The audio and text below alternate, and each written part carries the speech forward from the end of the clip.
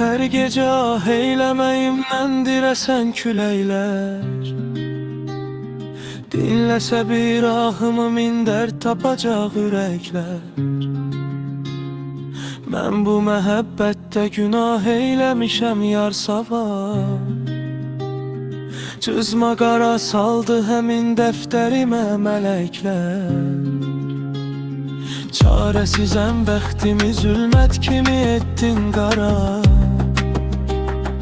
Ben bu qaranlıqda qəribəm aparır yol hara. Qəlbinə təsir eyləyən söz demədim zərrəcə.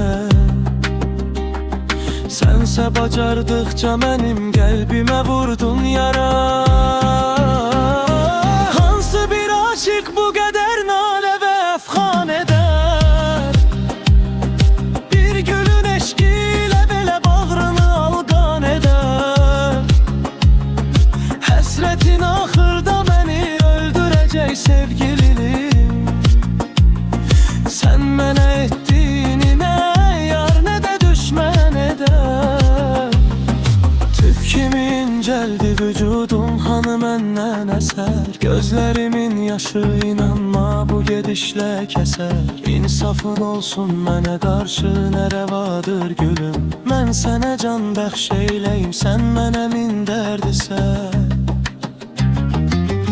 Həqiqətlər üzə bu sevda məni, sarsıdacaq intizarın məhşərəcən ta məni.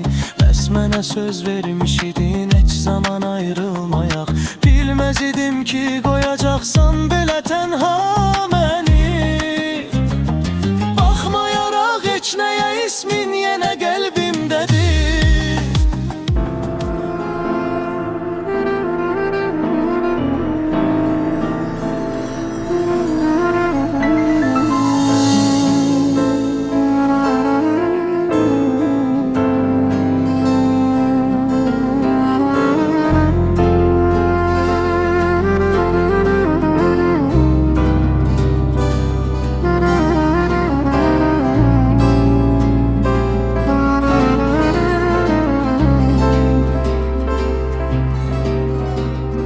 Her gece ah eylemeyimden diresen küleyler,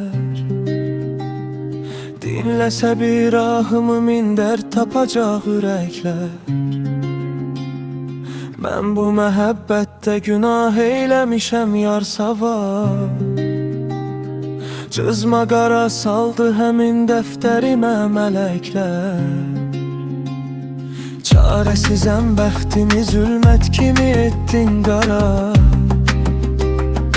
Ben bu qaranlıqda qəribəm aparır yol hara.